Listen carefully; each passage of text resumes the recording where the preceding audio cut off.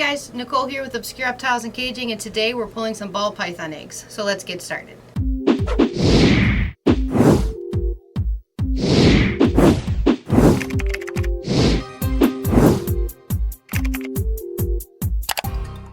Hey guys, so today we're going to be pulling some ball python eggs. These are from our pied beast. Any of you guys who have followed us, this is one of our first ball pythons that we produced ourselves and then grew up. Her name is Beast, and she's sitting on eggs. So we're going to pull them and get everything set up for you guys. So this is Beast. So when we pull eggs, they're going to be a little bit grumpy. Her name is Beast for a reason. You can hear her hissing. We're going to put her in a totally different tub, but we don't want those eggs to rock around. So pull these out nicely. Try not to roll them too much. And as soon as you pull her out, you're going to want to look at her belly really closely. So as you can see, it's very indented, and we can see clearly that there are no eggs in her belly.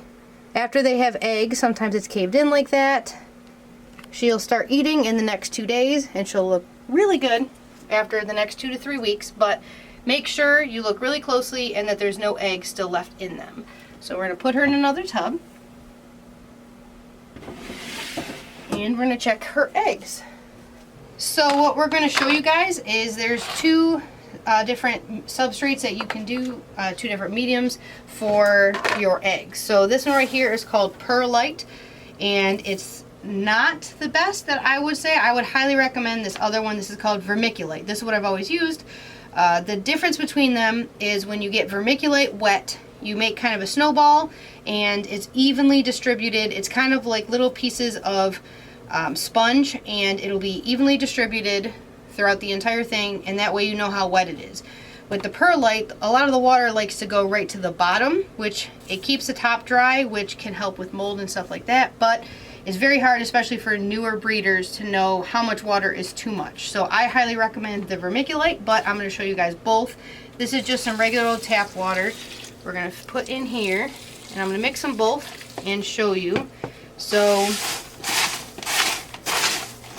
the reason I don't like this is all the water sinks right to the bottom. The top feels kind of dry, and it's kind of hard to know when you've had enough water. You can do like different calculations and put in specific like cups of water, but that's kind of a pain.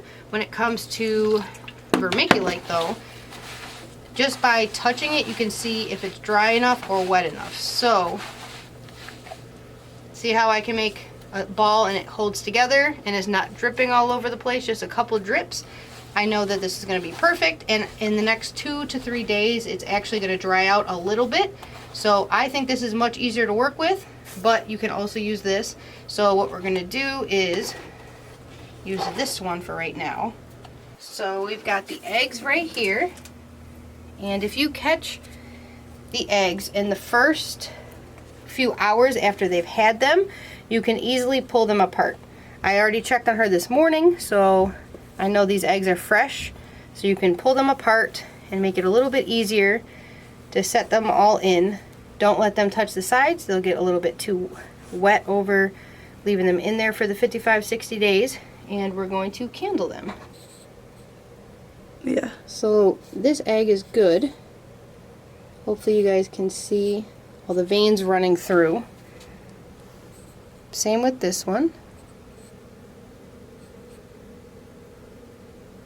And I'm just going to check them all real quick. Some eggs like this guy, if you guys are going to be able to see, you see veins on one side and then it's completely clear on the other. This is one of the last eggs that she laid. Over the next 24 hours, these veins are going to spread out and fill up the entire egg. But since I still see veins, she's still good. If I see no veins whatsoever, that's when I would be concerned.